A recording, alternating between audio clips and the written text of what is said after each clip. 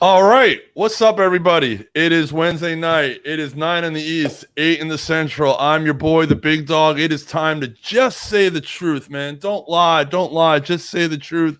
It is good to be here, man. Showing up on a Wednesday night. What's up, everybody? We are on the All Sports, All Plays Network. We got a mad show for you tonight, and we got the OG Freddie Henderson in the house. What up, Freddie?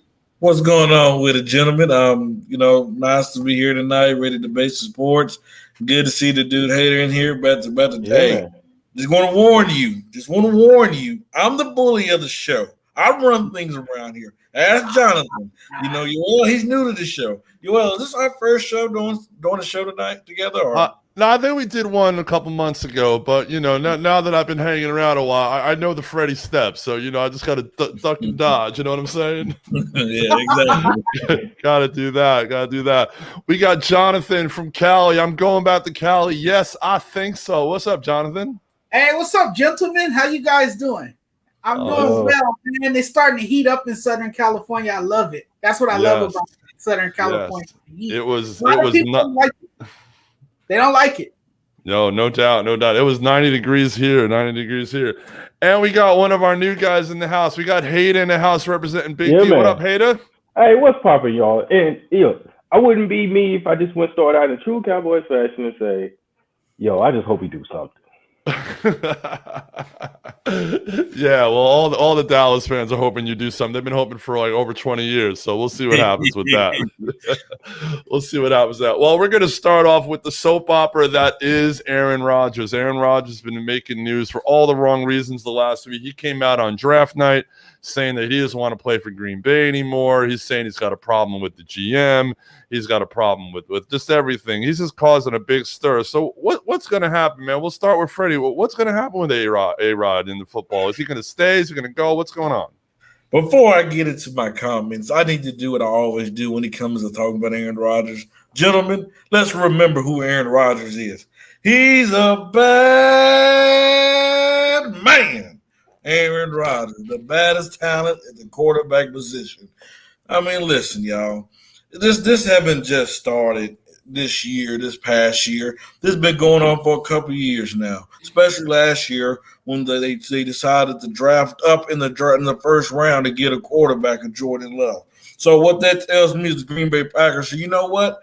I'm going after him. I want him to be my quarterback. I don't believe Aaron Rodgers have more time as an elite quarterback. And what did he do last year? He did GOAT things that Aaron Rodgers do. He went out there, became the MVP, took him to a conference championship. And guess what? You know what? Even though, Aaron Rodgers, I agree with Shannon Sharp. He said this, Aaron Rodgers has been holding on that for a whole year. He wanted to wait till draft night to throw that bomb out there. He wanted to come out there and ruffle some feathers. But guess what? At the end of the day, we've seen this story, no matter what sport it is. These players nowadays, when they want out of a team, eventually they're going to have to let them go. Eventually. So we all know. I mean, we've seen the story all over again. I mean, he wants out. The Green Bay Packers going to have to let him out. And you know what? Sometimes you, as an organization, you have to reevaluate yourself and say, what have I done wrong? What did I do wrong? You've seen this happen with Brett Favre, now to Aaron Rodgers. You have to ask yourself, what are we doing wrong? Are we running business wrong? And one last thing, it shows you how an organization is ran. If you watch the draft in the first round, you've seen the Atlanta Falcons go out and draft with that first pick of the draft, go get Kyle Pitts, an elite tight end. You know what that tells me? That a franchise, even though that we all think they need to move quarterbacks, they still believe in a quarterback to go out there and get him weapons. And what did Green Bay do? The last 9 picks in the draft, the last 10 picks of the draft, all 9 of them has been defense. Only one has been on offense, and that was the quarterback they took for him. So, I mean, he got to go. You know, it's a good point. It's a good point. Aaron Rodgers is acting like, he's acting like a diva, but he does have to go in a way. But they could make nice and stay. He's got 3 years left on his contract. Who's going to pick up that contract? Let's go to Hader. Hader, what do you think? Is someone going to actually spend the money on that contract? I mean, what do you think is going to happen? Look, first of all, let me back up. Let me talk to Freddie real quick. I agree with you. This has been going a lot longer than this past year. Look, he's been wanting to go. He's done everything he needed to do up there. He don't care up there anymore. He just want to do something different. But look, I'm of the sort of, look, you on contract, you on paper. We ain't got to do nothing. You know what I mean? You can't go nowhere. You can't move. Retire if you want to. Even if you try to come back, you still with us. So it don't even matter. You know what I mean? So I think if they trade him, that's only bending to him, which most teams do because they don't want that controversy. Me personally, I wouldn't let him go. Look, because they show, like they try to do before, like, yeah, you know what? You got to retire before you go. And then if you try to, we're going to send you somewhere you don't want to go because I know where you want to go. I'm definitely not sending you over there. And I think they're going to do the same thing with him. Look, we've already seen the blueprint. We've seen it. Look, they did the same thing when it was him. He'll be there next year. He going to cry again next year. The only way they'll get rid of him if he just bombs. And he's not going to do that because he got too much pride. Bro, hold on. Go ahead, man. Hader, one thing first, bro. We've seen Aaron Rodgers. I don't like to get into a lot of guys' personal business, but we've seen this dude push his family out the way. This dude is stubborn. Like if he I believe when they came out and said that he will retire. I believe he will. I believe that he will hang it up, he will retire and go be on Jeopardy. Because if you realize Jeopardy have not gave out a job yet to host a show because they're waiting on to see what his future is going to be in the NFL. So this is not hey man, you don't want to do like that around your franchise. You don't want a dude that's going to come in there be grumpy, who's going to set the tone in the wrong way to a young quarterback and Jordan Love. So they're going to have to get rid of him. And you know why? Would you rather lose him for nothing or would you rather lose him for something? So I mean, they're going to have to let him go. And I think that, me personally, I think they dropped the ball on draft night. Because if that rumor was correct, if they hit the 49ers offered, I don't see no other deal getting better than that, honestly. Look, I agree with you. I think they should have went ahead and shipped him if it was true. But also, I think they also thinking like, yo, if we send him somewhere, please let it just be in the AFC. You know what I mean? Like, we don't want to see him unless we have to. So that's why I think like you definitely don't want to send him to San Fran with Shanahan. You don't want to send that boy out there. No, if they trade him, they're definitely not going to trade him in the NFC. So, Jonathan, I put it to you. Where does Aaron okay, do you agree with Freddie and Hader as far as, Hader says that he stays, Freddie says he goes. Where do you lean? And then if he goes, where do you think he should go? Aaron Rodgers told the Packers that he did not want to return. And what it has done, it has prompted speculation, not only about his future, but that a trade is imminent. A trade is, the foreseeable future for Aaron Rodgers. I thought maybe he would end up going to San Francisco because, look, he's from the Bay Area. That's where he really wanted to be. That team was, in search of a quarterback. It was just fitting for him. Right about now, I don't know which team would be a perfect suitor for him. I don't know who would want that headache on their team, considering the fact that Aaron Rodgers is probably one of the most talented quarterbacks in the league. I mean, he had his best season by far last season. Let's not forget that. He had his best season. And what does the Green Bay Packers do? They disrespect this man. But they've been adamant about wanting to keep him. But at some point, you're going to have to trade him. The Packers are not going to really have a choice but to trade him. Why would you want a disgruntled player on your team? All that will do is destroy team chemistry. But at this point, I don't know where he ends up. I think that's up in the air right now. I think that remains to be seen. I think everyone is curious to know if he will get traded and where he will end up. But I'm with Hader on this too. Look, the Packers have the leverage right now because he's under contract. Yeah. So, they kind of dictate his future right now, whether he's happy or unhappy. But I do think the Packers have thrown him under the bus. I do think that they have not showed value at his position. Look, Aaron Rodgers has every right to be disgruntled and dissatisfied. Why? Look at all the quarterbacks getting paid top dollar in this league. You talk about Deshaun Watson. You talk about, Patrick Mahomes getting $500 million. And Aaron Rodgers, what he's been able to do in Green Bay with limited talent, and he doesn't get that same amount of cash, I would be upset too. It just shows you that the Packers don't value his position that much, and they haven't shown much appreciation for the guy. Jonathan, it's more than just cash. I believe Aaron Rodgers would be okay getting paid what he's getting paid if an organization was willingly to show them and say, you know what, we're going to put talent around you. We're going to do what the Buccaneers did for Tom Brady. We're going to do what the Chiefs are doing for Patrick Mahomes. We're going to do, what the Cowboys have done. We're going to do what these teams are doing to show them that we believe in you. But on a separate note, Aaron Rodgers, if you're watching this, I'm the CEO of the ASAP Network. If you're looking for another job, contact me. We'll find a spot for you. I promise you. I'll take I'll take Aaron Rodgers' future jobs for $800, Alex. Exactly. we'll do that, man. And it's interesting. The Green Bay Packers don't have an ownership. The people of the city own the team. So we're basically saying, all right, if there's an owner, if there's a Jerry Jones, if there's I'm drawing a blank on other NFL owners, but I think if there's an owner, an actual physical owner of this team, none of this happens. I think none of this goes down. The draft's different. Everything's different with Green Bay, But here's an observation. I want you guys to comment on this. Aaron won MVP last year. He did it with Davante Adams and Aaron Jones, and that's it, and a bunch of other scrub receivers. So the team is saying, well, hell, you don't need anybody else. We re-signed Aaron Jones. Davante's here. Why do we need to get you anybody? I mean, it's out hater. Do you think that's what the GM's thinking? Like, you did it with two guys. What do you need, Look, I agree with that to a point. Like, I think they may be one man short on offense, but you don't need a first-round draft pick for that dude. A lot of stud receivers in the second and the third. Hold up, Freddie. Hold up. They don't need it. Look, they already got him.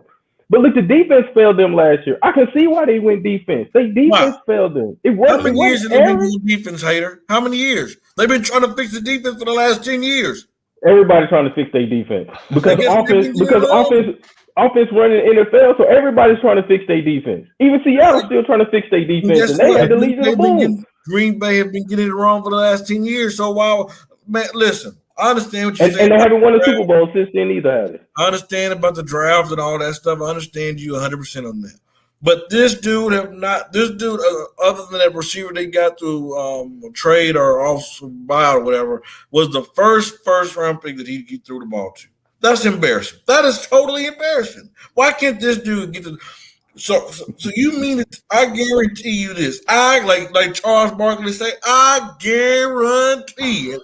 Okay. If you put this dude on the New England Patriots, on Tom Brady's Super Bowls, this dude would have won more Super Bowls. He would have lost to an Eli Manning and New York Giants. This dude would have won. This dude is a better quarterback than Tom Brady. Tom Brady just been in a better situation. Why can't Aaron Rodgers be in that situation? Tell me why not. Why not? Why can't he Defense, that's why. They've been saying that for the last 10 years. Hey, if you look at it, yeah, you're right. Aaron Rodgers have outplayed Tom Brady most of the time. But a lot of times, did he freeze up? That's the Patriots defense is Brady kept them in the game. In what game? But I mean, I'm just saying he kept them close in the few, but the defense saved them. And don't forget, he played on one knee against the Chicago Bears. That was just an incredible performance by a man playing on one knee. Unbelievable. Exactly. And Aaron Rodgers it's funny for a lot of people. People wave a lot of different areas with Aaron Rodgers because they think, all right, well, he's got all these stats, 3 MVPs, he had to sit behind Favre for 4 years, and look what he's done in the limited, because I mean, to spend the first 4 years of your career on the bench and still have the kind of career he's had is incredible to think about, But everyone says, oh, he just won one Super Bowl. There's a lot of quarterbacks who just won one Super Bowl. You know, in the Brady era, most quarterbacks have just won one Super Bowl, except for Eli, you know, so it's hard to it's hard to really, you know, place that with him. But I look at Aaron this way, you know, the bottom line is you're under contract. I understand what he's saying, but you know, he'll probably end up getting traded because you don't want to get nothing for him, as Freddie said. So I'm going to lean with Freddie on this one as far as where Aaron ends up. You said something. So are you saying that Eli's the second GOAT? No, not even. No, Eli's not a GOAT. Eli just has 2 rings because, you know, of the helmet catch and the sideline catch. And I'm the biggest Giant fan there is. But yeah, you know, but we outplayed them on defense. But that's for another show. That's for another show. The team is opportunistic. That's all. Yeah, exactly. Well, speaking of the Giants, let's move forward into the NFC East. Or as last year they called it the NFC least. You know, the Washington Redskins won that division with an under 500 record. So this year, you know, all 4 teams in that conference made some pretty decent draft choices. The Giants traded down, made a good draft choice at number 1, got a killer edge rusher at number 2. Philadelphia traded up and got Devontae Smith, probably one of the fastest guys in the draft. And to me, the steal of that first round because, you know, everyone wanted him. And then the Cowboys fell down to 12 and got Micah Parsons, who's a stud linebacker replacing Sean Lee, you know, and then Washington got a decent linebacker as well as one. So, you know, right now on paper, and I'm not going to be biased because I'm a Giant fan. I know Freddie roots for the Giants, but let's not be biased. On paper, I'll go to Jonathan because he's out in Cali. I'm not sure who you root for out there, but on paper, who do you think is the best team in the NFC East right now? Man, I got to go with the trendy pick and say the Dallas Cowboys. I have to say the Dallas Cowboys. And why I'm going to pick the Dallas Cowboys is because Dak Prescott's going to come back healthy. And once he does, he's going to torch defenses like he did. You know, that's what people failed to realize, and they continue to ignore how great he was until that gruesome injury. Right. Once he went down, the Cowboys were a below average team. They weren't even competing at a high level anymore.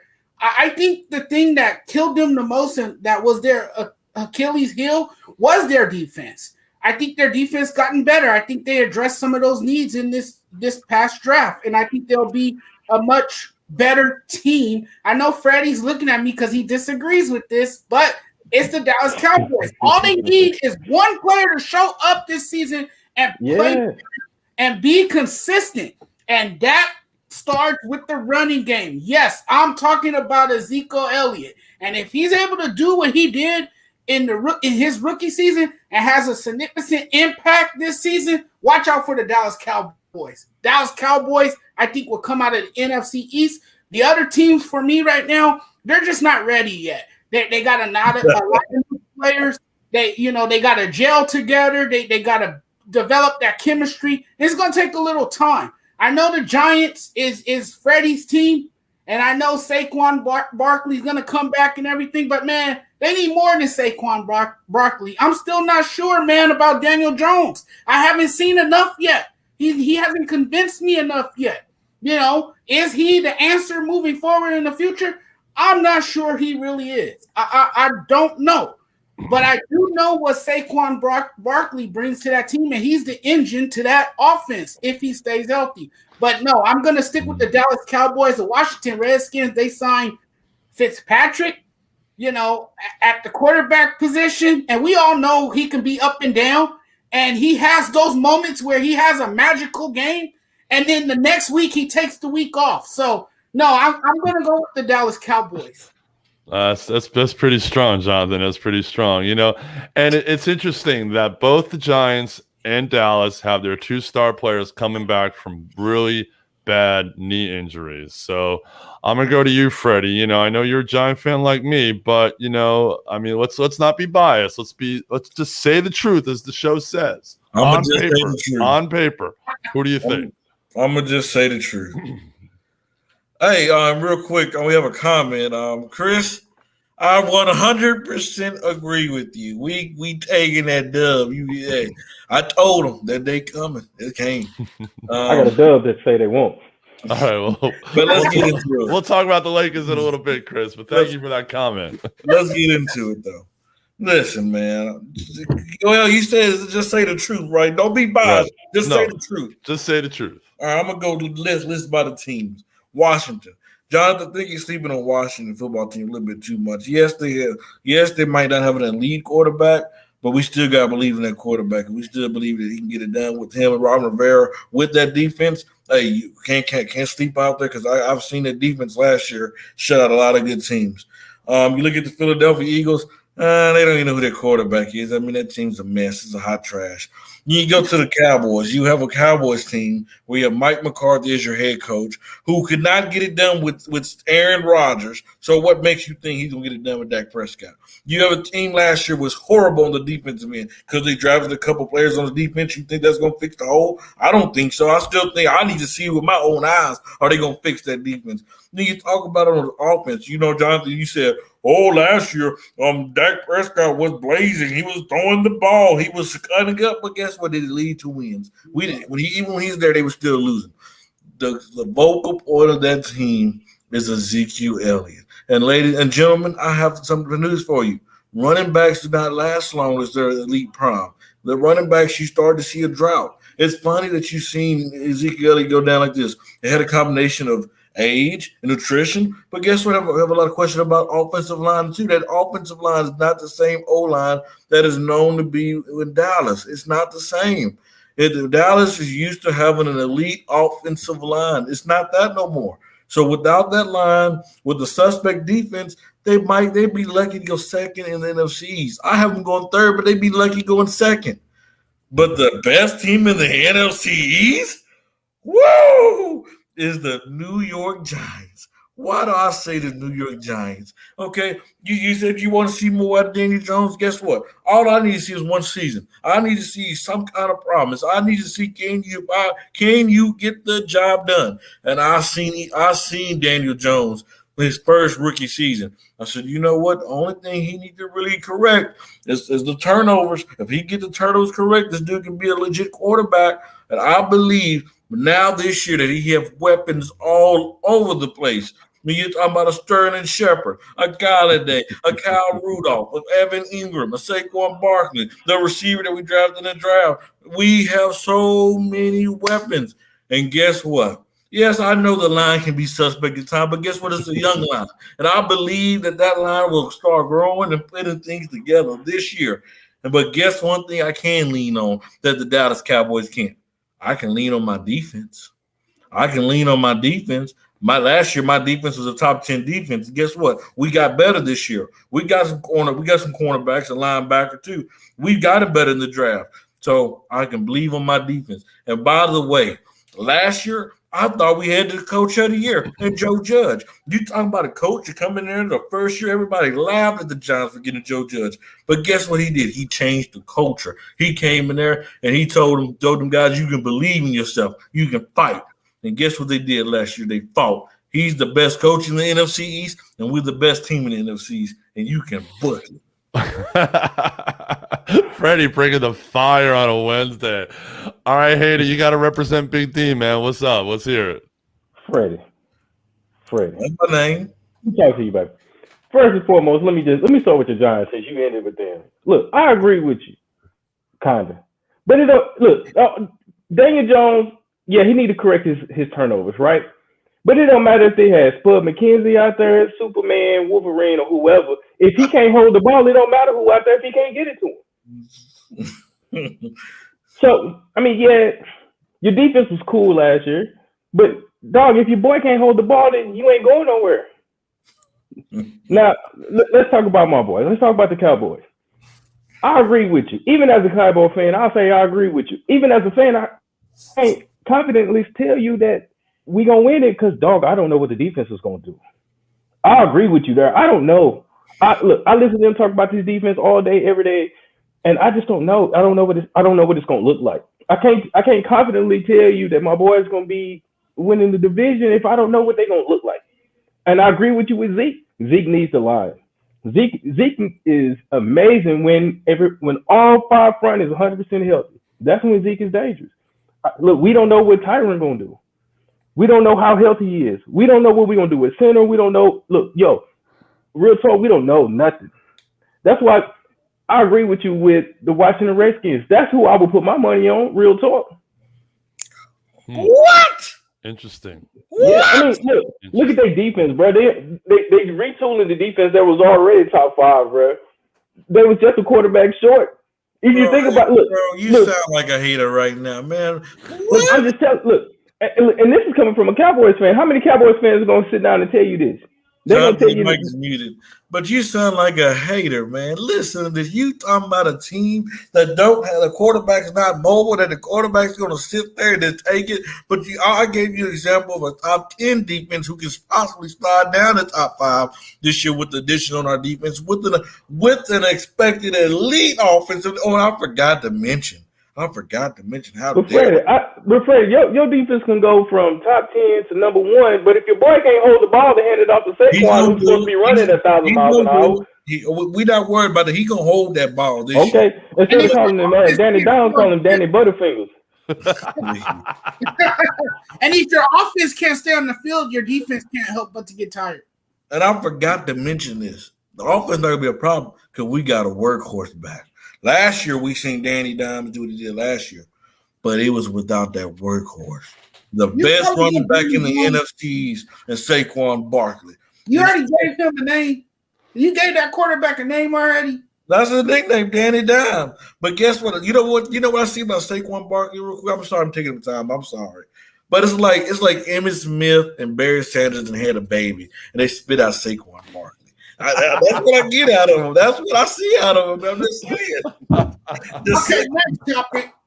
Like on Madden, is that how you juiced him up on Madden? Because I ain't seen him do that on the field. You seen him that rookie year. You seen him. You keep going to talk about these boys' rookie years. They've been in the league about 5 years already. He got hurt. Come on, man. He got hurt. He been hurt the last 2. But he won't be hurt this year. That's what you said last year. I'm sure you said that last year too. My last word is your day coming, and you be on the show. You'll be on the show. And just be ready. Your day coming. Well, first off, I need to circle back to Hater dropping a Spuds McKenzie on us, man. That's just some old school stuff right there. So right now, that to me, that's the hot take of the night. Spuds McKenzie. There's nothing else like that. Nothing else like that. All right, we got one more football topic we're gonna discuss. Well, who do you have winning that division? I have the Giants, but by a game. It's going to be close. Don't you disappoint us. Don't you disappoint us. I think the Giants can win it, but it's going to be close. I think the first team to 9 wins is going to win that division. Let's make a deal. If we win the division next year, me and you are going to host a show on the network, but we want all the Cowboy fans on the show. We're going to brag. We're going to throw it. All right, bet. All right, so let's flip it the other way then. So whenever the Cowboys win it, you let me come in and let me host it, and I'm gonna let you boy. I want you to sit there on mute. You're gonna sit there on mute, and you're gonna listen to me talk for a whole hour about how great the Cowboys are. All's fair. I'll take it. Kenny's gonna roast you. You know that, but that's besides the point. All right, cool. Let's stay down in Texas. Let's talk a little bit about Deshaun Watson. There hasn't been a lot of word about Deshaun Watson recently, but Houston went ahead and drafted a quarterback in the 2nd round. So they've got a plan in case Deshaun can't take the field. So, I mean, no one knows what's going to happen. This story's gotten real quiet lately, so I'm not really sure where it's going. People have come out and made the accusations. Other people haven't, So, I'm going to start with Hater on this one. What do you think? I mean, what's the whole Deshaun story and what's going to happen with him? Man, I'm just going to tell you, I think Deshaun is cooked clams. I think it's over for that boy. Man, look, I don't know how you get that many people to come out and just say, hey, this man did. Look, I don't like to talk about Bill Cosby, right? But it sounds real Bill Cosby-ish. You know what I mean? You can't tell me that we got this many people that's saying the same similar thing and then it ain't no smoke. That's all I'm saying. Look, I ain't saying the man guilty. I'm just saying it's just too many. If it was 1 or 2, I'd been like, okay, nah, let's go on to the next thing. Let's get the season started. Because at first I thought it was just something that he kind of cooked up. Be like, yo, let me just cause a little trouble. Let me try to help get my way up out of Houston. But then when it went from like 3 to 7 to 13 to 22, this one I was like, oh, I don't know, bro. So I don't know how Houston can really just suit him up and be on the field for next year. I don't see it. It's going to be tough. It's definitely going to be tough. You know, there's going to be more fans in the stands this year. So, you know, with everything going on with him, do you subject Jonathan? Do you subject someone like Deshaun Watson, who's young, so talented, and he's proven it on the field how talented he is. But if you look at Houston's roster, you know, they've lost more and more players over the last couple of years. He doesn't have those receivers he had. You know, what do you say about Deshaun? Well, he definitely doesn't have the weapons that he once had around him. And I think that's why he's not content being there anymore. I think where, you know, things hit the fan for him was when they traded his top receiver to Arizona. That was, you know, Hopkins. I think after that, he was a totally different player and wanted out ever since then. I think this is a difficult story surrounding him.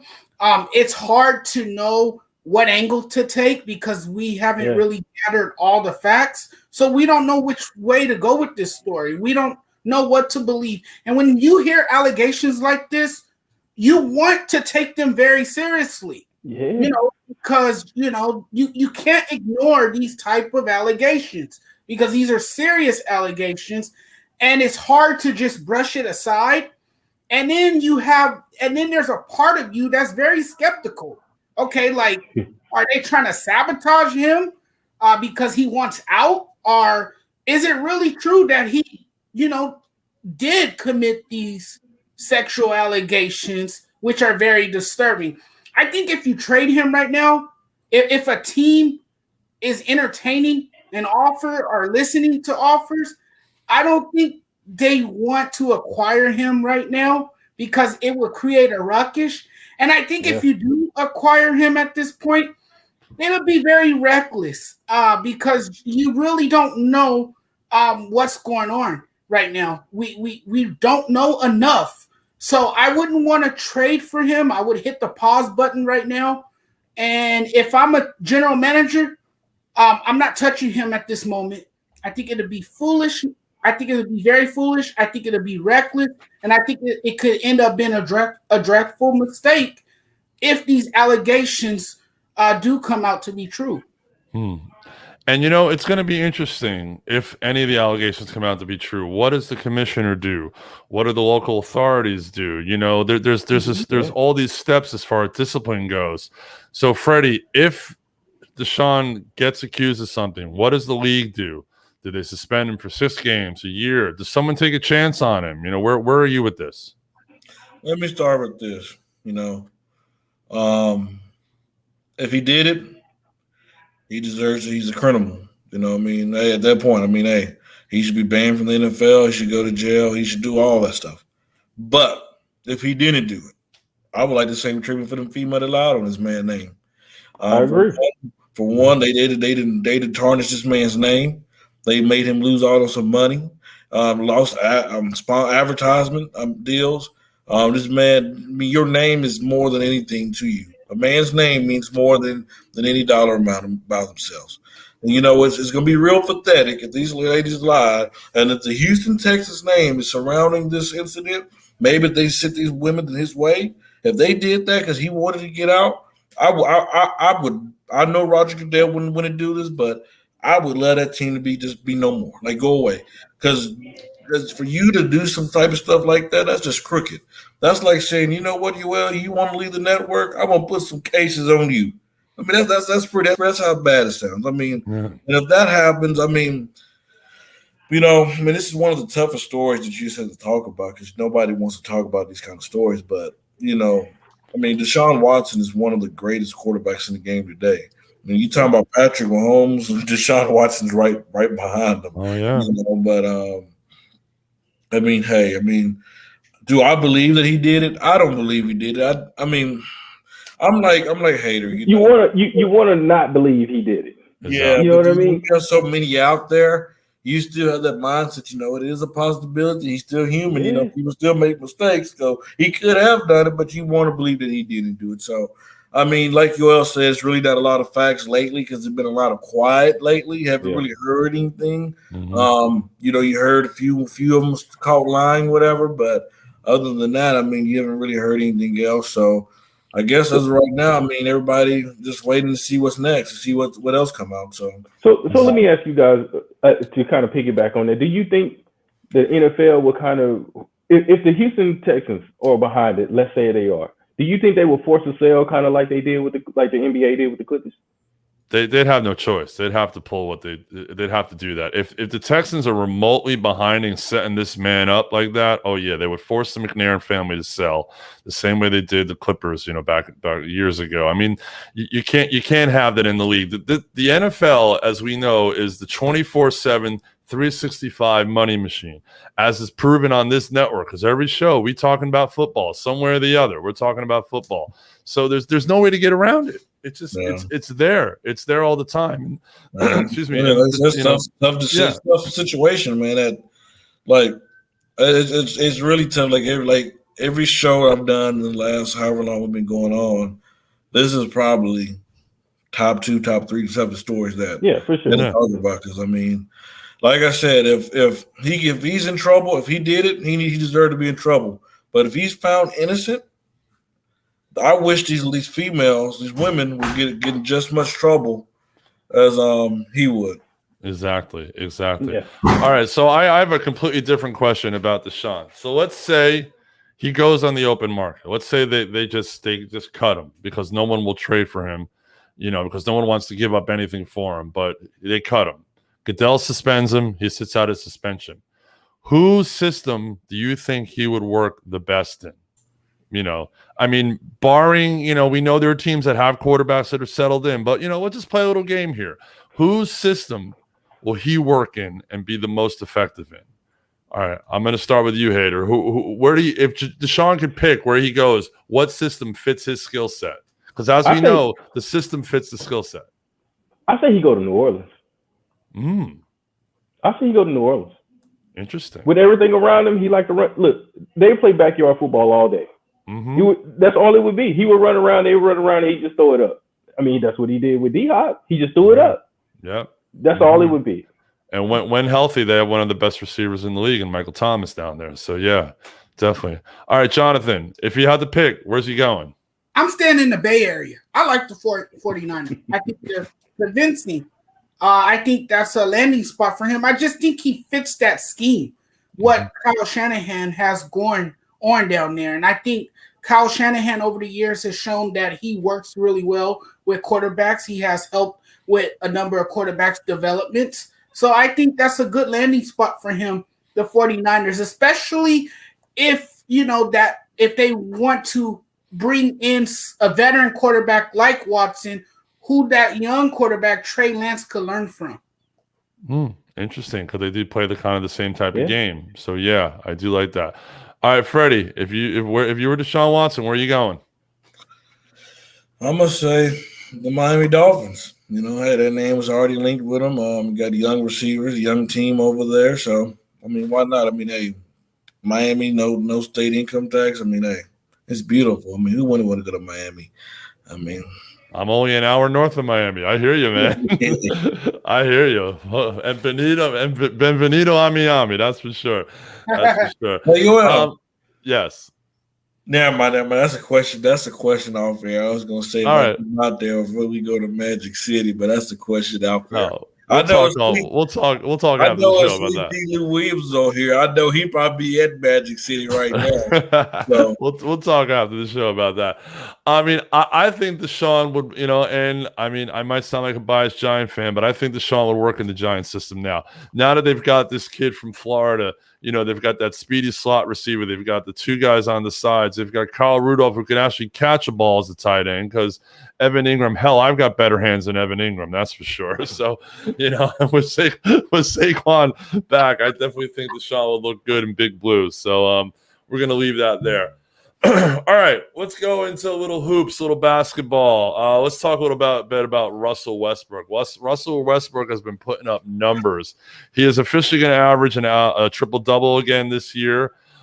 His coach, Scotty Brooks, came out and said Russell Westbrook will go down as the second best point guard in NBA history.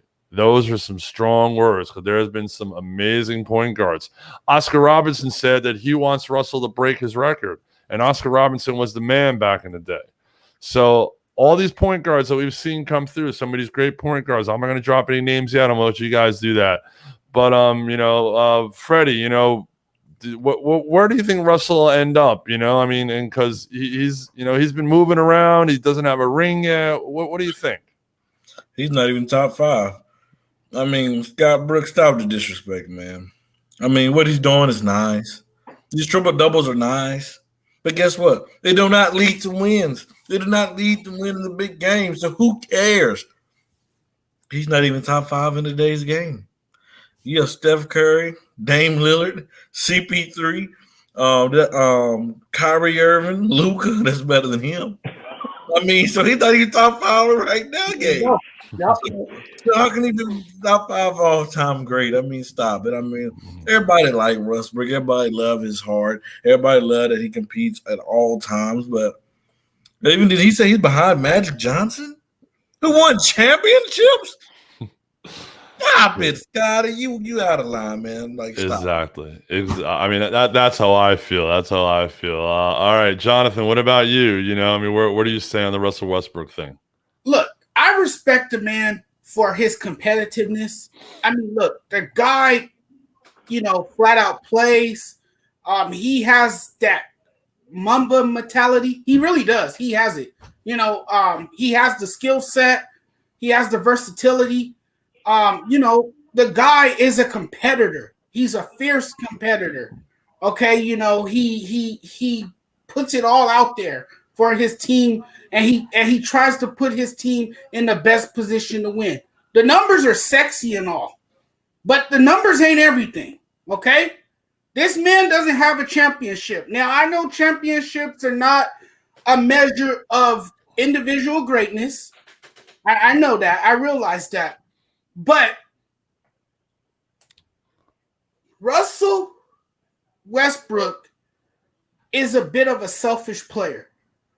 And he's too selfish of a player to go down as a top 5 point guard. If you're a point guard, you got to be a floor general, meaning you got to make everyone around you better. And that's something I don't see from Russell Westbrook. I see the numbers, I see the triple doubles, but I don't see him making anybody around him better. Bradley Beal doesn't need him to make him better. Bradley Beal was already a top scorer in this league before Westbrook even joined the Washington Wizards. I'm going blank here. But no, he's not a top 5 point guard. I do appreciate the man's game. I admire his work ethic. I appreciate his craft and his ability to play the game of basketball. But I think Scott Brooks, as a head coach, is just buttering up his player, being extra nice to him. He does coach the guy, so understandable. Exactly. And I think, if I'm correct, I think Scotty Brooks was his coach in Oklahoma City, if I'm correct. So, yeah. Mm-hmm. Hader, I know, I'm sure you've been watching basketball for a long time, seen a lot of great point guards come through. It's, as we know with a point guard, it's not always about the scoring numbers. It's about getting the ball to the right guys to score the points. The great point guards have done that. There's been some great point guards that unfortunately have not won championships, like John Stockton, like Steve Nash, who always put up double digits assists all the time. But they got their guys the ball. Russell sometimes does, sometimes doesn't. So let me hear your take on Russell. I'm gonna tell you like this. I look at Russell differently than most, right? I think statistically, Russell is top 5. As a person, as an individual basketball player, he's top 5 all time. I give him that. But as Russell, as the point guard basketball player, he's barely top 20 because he doesn't really give you anything that benefits you as to win. You know what I mean? Yeah, he scored, like you said, he scored. It's sexy. It's all the highlights and and all that stuff. Yeah, that's cool for him. Mm-hmm. But what about the team? Look, how you keep getting run out of town?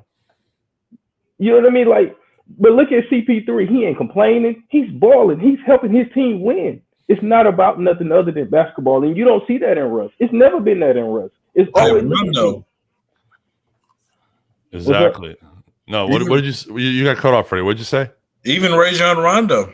Exactly. Yeah. Mm-hmm. Exactly.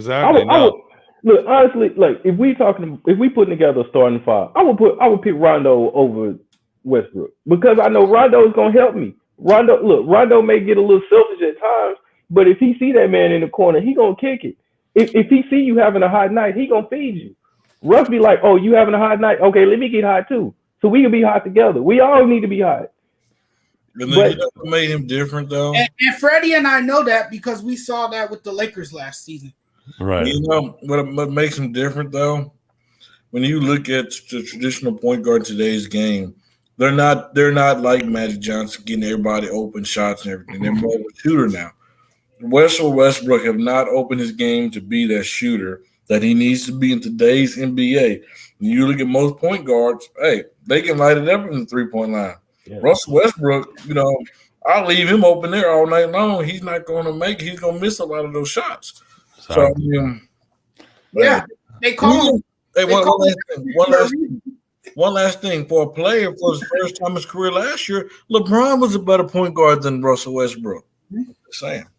Exactly. Russell can't shoot. I was listening to Mad Dog today, and Ray was talking about, you know, you want Russell to have the ball in the last 2 minutes or what? No, you know, he's all about numbers. And, you know, to me, and that's why I've been down on guys like James Harden. You know, I think Harden was all about numbers. You know, this year, who knows what's going to happen in the playoffs? That's we're going to talk about that in a little bit. Yeah, but to me, you know, it's like the point guard, you know, is the floor captain. It's always, I mean, I'm an old school guy. You know, I grew up watching, you know, Maurice Cheeks with the Sixers back in the 80s. You know, watching Magic. Watching Dennis Johnson with the Celtics. I know I'm aging myself here, fellas, but you know those guys could score, but they knew where to get the ball. You know who to get the ball to. And if Russell's this great point guard, why is Washington 30-35 and barely hanging on for that 10 spot? You know it makes no sense. And we're talking. You mentioned CP3 before. I think CP3 should be the MVP. Everyone's talking about the Joker in Denver. When was the last time Phoenix made the playoffs? What, like 12, 13 years ago? All of a sudden, CP3 comes, teams up with Devin Booker. Booker moves to the 2, and they're the number 1 seed in the West. You know, CP3 is going to get votes, but to me, CP3 is the point guard because he's turned that team around. He's out there teaching them boys how to play basketball. He's just not playing basketball. He's teaching them how to win and how to be a team. Westbrook can't do that. He don't know none of that. Exactly. Well, you know what it is too. Russell Westbrook's stubbornness has diminished his game because he's never adjusted to changing his style of play, and that's what hurts him every time. Right, Speaking of that, last two things. When I look at Westbrook, we all remember playing by Allen Iverson. Yes. Allen Iverson was on team. AI wanted to do it. Mm-hmm. And I look at it like this. You have AI, you have Kobe Bryant. They had a baby and they spit out Russell Westbrook. Well, what do you mean having babies? The difference is that Kobe, he knew that he could go so far to have to win the championship. AI didn't. And then, listen, man, CP3 is a whole different breed, though. CP3 and Westbrook. I mean, Westbrook, hey, Yoel, you better stop talking about this man. This man's his wife gonna come after you. He can come after you like they came after Stephen A. Smith. You better stop it. All right, well, Freddie, you better stop having these babies tonight, man. We're gonna call somebody. All right. That's for sure. All right, let's move on. Well, the Lakers are the story still. Everyone's talking about the Lakers. What's going on with the Lakers? LeBron's hurt again. He's out the next couple of days. They're saying he might play over the weekend. We don't know. Right now, they're in the 6th seed. They're 1 game ahead of Portland for the 7th. LeBron came out and said whoever talked about this play-in tournament is, blankety blankety blank. I'm gonna start with my Cali boy Jonathan. I'm figuring you're a Laker fan living out there, because if you're a Clipper fan, you probably want to be smiling. So there you go. We wouldn't be on this show. Exactly.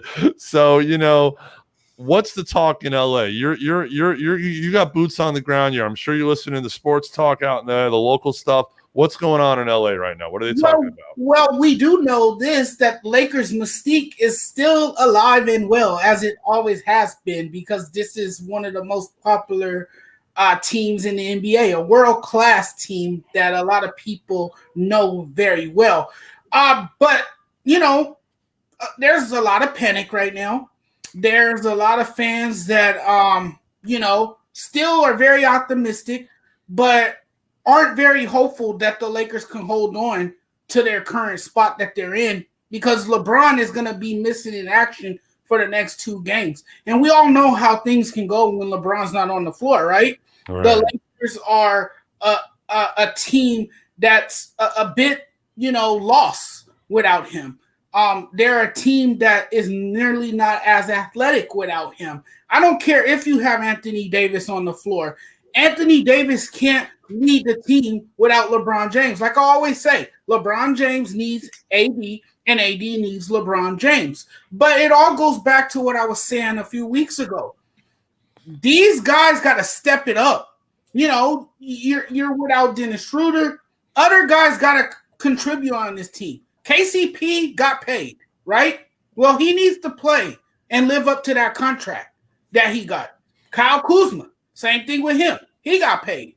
Well, it's time that you live up to those expectations and play your heart out. And we haven't seen those guys play consistently. We need consistent play from the entire team. Last time I checked, there were 5 players on the floor. And, they can't just rely heavily on LeBron and AD to carry the load. I mean, that's a heavy burden on both of those guys' shoulders. And LeBron is older now. We're finally seeing it. We're seeing it. This guy is 36 years old. And, I think the biggest concern here, guys, is health. Can LeBron stay healthy? Can AD stay healthy? Those are my biggest concerns. If those 2 guys can stay healthy, there's no chance the Lakers repeat this year. And they might not even get out of the second or first round. Well, it's going to be interesting what seed they get, where they match up. If they end up in this play-in tournament, that's going to be tough, because that's going to be back-to-back games. It's not spread out like the playoffs. LeBron can nurse that injury in the playoffs, because as we know, those teams play once every 3 days, because the NBA loves to spread it out and have money. It's all about the money when it comes to the playoffs, as we've learned over the years. Now, Hater, I saw you nodding your head a little bit, kind of saying no when Jonathan was talking. So what you got on this whole thing? I'm gonna tell you like this: the Lakers are donezo. Them boys, it's a wrap. Let's go and pack the bags on them boys. Let's not even talk about them no more. It's a wrap. It's a wrap on them boys. You know why LeBron is crying this time about the play-in? It's because they in it. Last year in the bubble, he loved it. It's the greatest idea of all time. Now it's the dumbest idea of all time because they in it. They not good. They done, bro. Look, they gonna get in the play. They gonna get in the play-in, and they might not even get out of it. Look, let's talk about them for next year. Let's get ready for next year. All right. Well, Freddie's trying to get us a Sonic sponsorship by showing his Sonic soda on the screen, man. So, Freddie, you're shaking it up there, man. Let me see you shake it up with the Lakers. Come on. Are you ready for me to go? Let's go. Okay, I wasn't listening to nonsense they were talking. I mean, stop it. I don't want to hear it. I'm going to address Jonathan first. Jonathan, you said, you're ready for all these other players to step up, okay? But guess what? You know what happens when you have 2 big players in Anthony Davis and LeBron James and taking up most of the payroll? You can't get a lot of other players around them. You can't go out there and give a lot of guys that can go. You have to put guys around them that works. This team is built for LeBron James and Anthony Davis. Without them, this team is nothing. But what I saw the other night against the Denver Nuggets, I've seen AD. AD look like AD. And each time he step on that court, he's getting better and better and better. I seen something. I said, okay, he's back. And then you seen old Marc Gasol come off the bench. Yes, he might not be the starter, but he was a big impact for us. I mean, listen, you cannot count the Lakers out. This is still the Lakers. The Lakers are going to be rolling until as long as LeBron and AD's out there, they're going to be good. Who in the West can beat the Lakers? Who in the West can stop LeBron James? Who in the West can stop Anthony Davis? And then, who in the middle can stop Andre Drummond? I mean, you're talking about a dude that can give you 17 and 15. You're talking about a big dude that can clog it up. And then you have Montrezl Harrell coming there being the energizer bunny that he is. And then we'll have Dennis Schroeder coming back. Pump the brakes just a touch. The Lakers not going nowhere. And you know what? Like LeBron said to you, hater, a storm coming near you. Your time is coming. You just be ready. And I'll be ready to call you out for it. Your day is coming. Look, the storm already came, and that's why he's back on the bench, because his ankle messed up. Look, no, he's on the bench. Yeah. We just seen enough. We've seen enough. We don't need him no more. Look, he needs to be out there for the play-in game, because that's what's going to get them back in shape enough to make a run for the playoffs. I agree. But without him playing, they're not going to get that jail they're going to need to make that run. That's why they're not going to get out the play-in. Because they look, you might always say they starting the season over again. No, okay. Let me ask you a question, Hater. We said this last year. We said, all this different changes, stuff going on. Who's the best leader to have on your team to make sure everything's right? And just like Pomingo, LeBron James. He's seen that he was not a Kawhi Leonard who could not be a leader. We've seen that LeBron can step up and be that guy.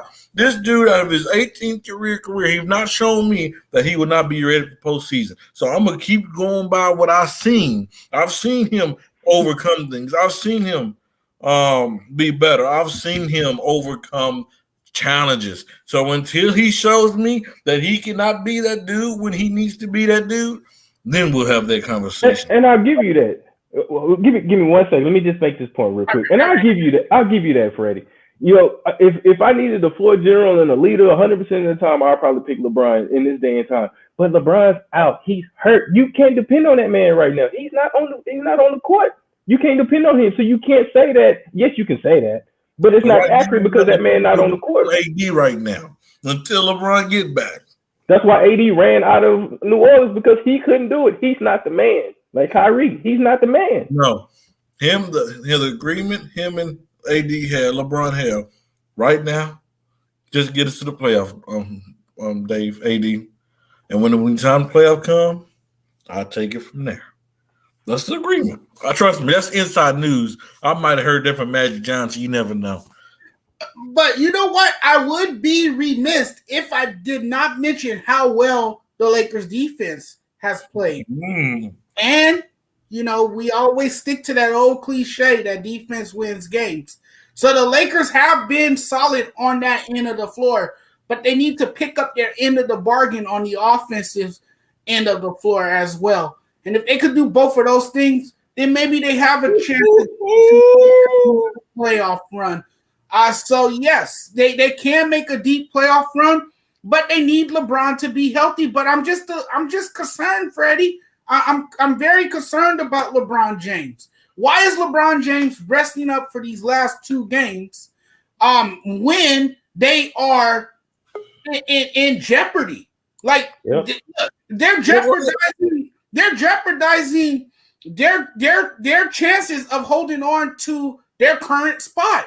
Why would you want to play in a play-in game if you can avoid that? That's your question. Why is LeBron out for these two critical games? That's telling me something. Jonathan, let me ask you a question. Something we don't know. Is the injury more severe than what it really is? That's the question that I have. So I'm worried about his ankle. I'm really worried about it. Can I ask you a question, Jonathan? Or ask me a question. First off, it's a high ankle sprain, so he can't re-injure it again. It's just sore.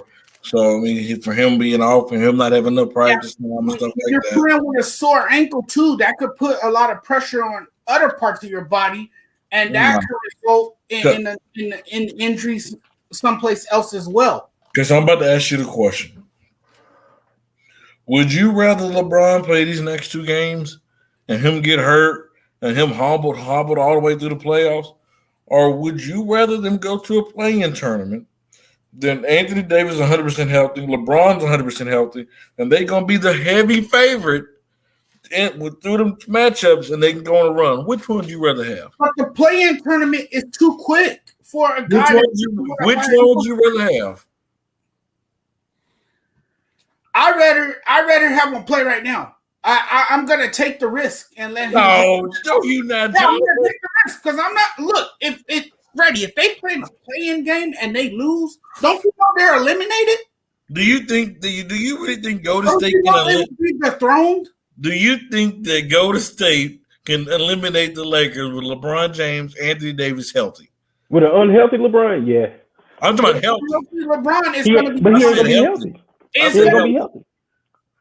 It's going to be challenging because look, he's thrust in a position to play at such a high level, and we all know that LeBron turns it up in the playoffs, right? He raises his game to another level, right? Because he realizes that the bar is set high for him, right? So sometimes when you put that much pressure on your body, you know, you are risking your health, and LeBron is not 100% right now, and that's the scary part of being a Laker fan right now.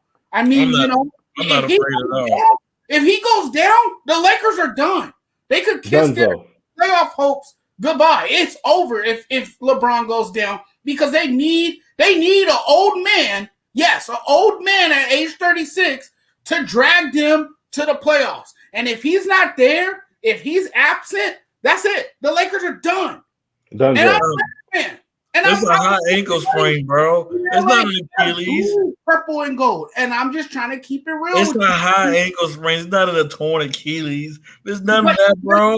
You're sounding like a lot of the delusional fans out here. Oh, if LeBron just plays and they'll win. He can't re-injure it. They already said it, bro. Like, I believe All right. Okay. I'm with you, dog. Freddie. Dunzo. Man. So, John, what you gonna say we beat these next 2 games without LeBron? What you gonna be saying? If we win the next 2 games? Yeah. It'd be better for us. You don't want to play in game. You don't want to play in game when your guy's hobbled and not completely healthy. You know what my dream is? I'm gonna tell you my playing games. I don't want to play in the play-in tournament. I'm gonna tell you my dream scenario real quick, Yoel. I want us to go to the play-in tournament. I want us to win. I want us to play the Clippers the first round of the playoffs. I want us to beat them. Then I want us to go to the finals. You don't want the Clippers in the first round. I'm telling you. He told us he already told us he's dreaming. You want the Nuggets in the first round because I want the Clippers. You have of beating the Nuggets. You know why? Because they have no answer for AD. I don't care what anybody say. They have. Who the Clippers have answer for? They have Jokic, but Jokic is not strong enough. And what answer does the Clippers have for AD? AD inside the paint. What answer does Andre Drummond? They don't have the size to match with the Lakers. What size does the Clippers have for AD? The Clippers have exceptional wing play. But who guarding AD though? He ain't guarding AD. That's barbecue chicken. Who guarding AD? I want to know. Man, you something else, man. So let me just recap tonight. So we've had Spuzz McKenzie, Freddie had 2 babies, and now we're eating chicken. Okay, I just want barbecue chicken. and of course with Sweet Baby Ray's barbecue sauce, of course, right? It's got to be Sweet Baby Ray's. Of course. All right, well, let's move on to the last topic tonight. Let's go to the Eastern Conference. Milwaukee and Brooklyn are basically neck and neck for the 2 and the 3 seed. It looks like Philadelphia is probably going to pull away and get that 1 seed. Milwaukee beat Brooklyn in a back-to-back over the last couple days. So when it comes to playoff time, if Brooklyn's healthy, and that's been their thing all year, if Brooklyn's healthy, and all three of those guys are playing, can they beat Milwaukee, or does Milwaukee just have Brooklyn's number? I'm gonna go with Hader and start with Hader on this one. What do you think about this matchup?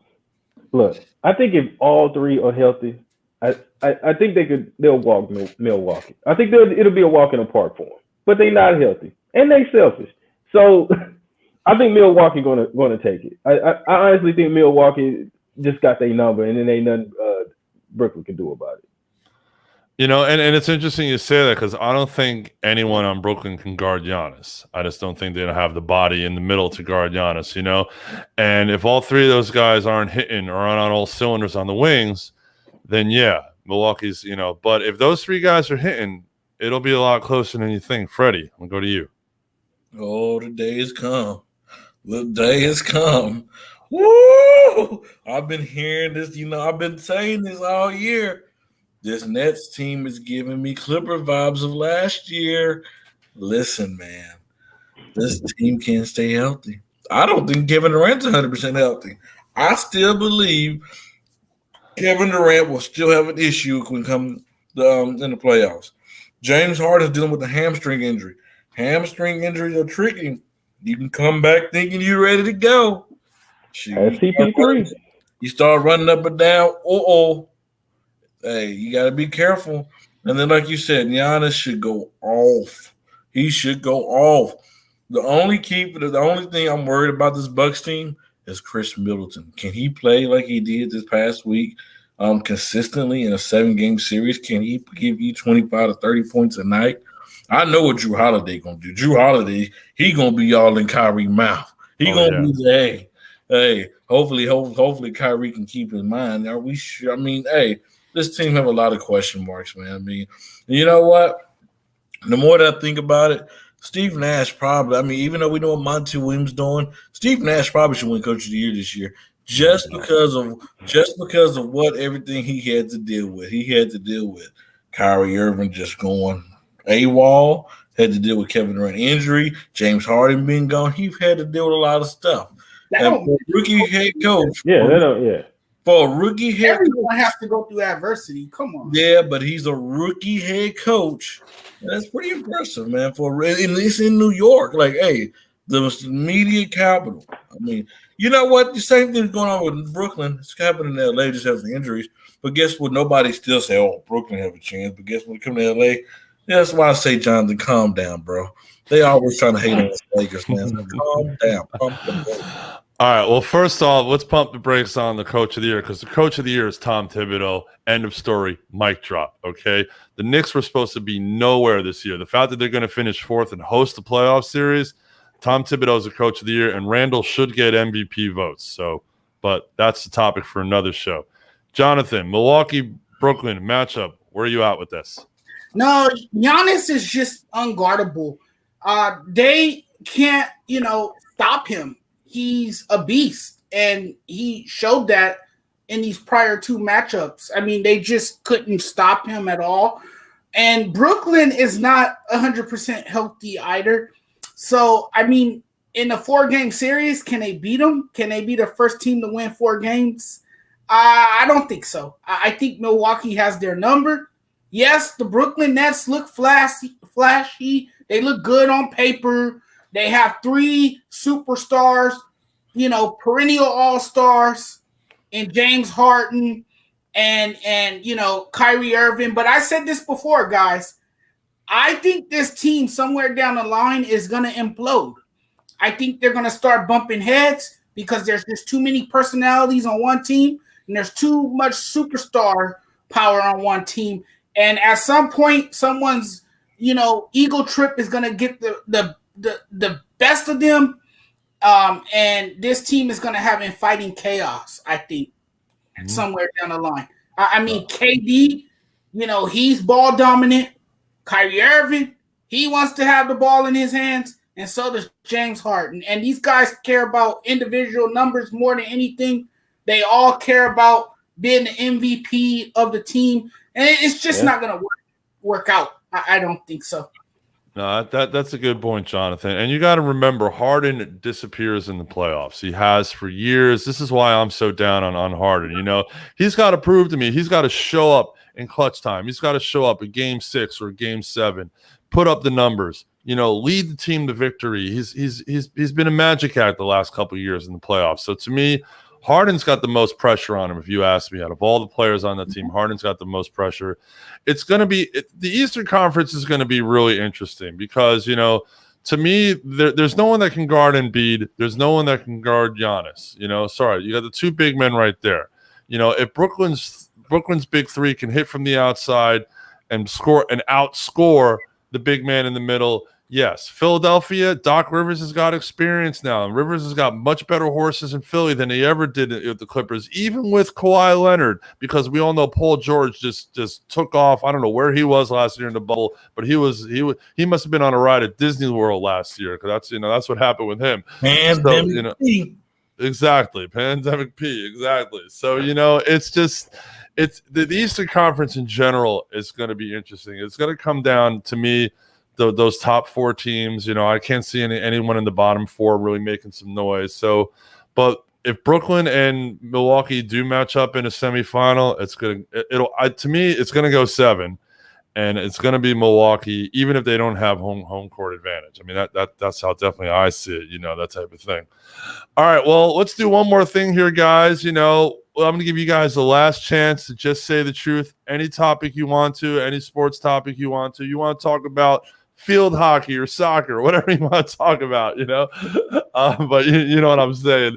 So Hayden, since you're new with us here at the network, I'm going to give you the first chance here. You just say the truth, whatever you want to talk about.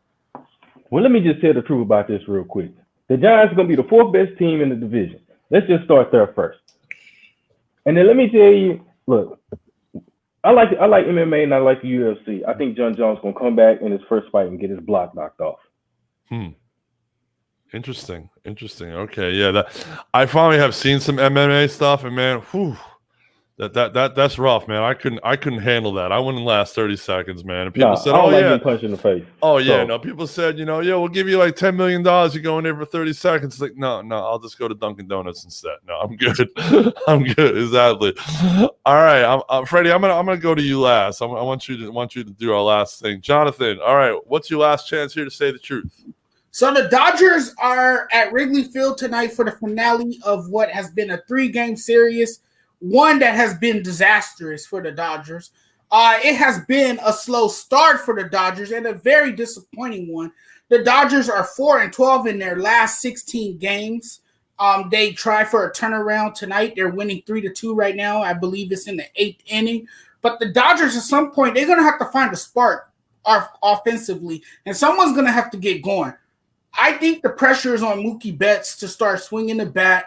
Max Muncy, he hit a home run tonight. Hopefully he can build on this. Hopefully this is confidence for him moving forward.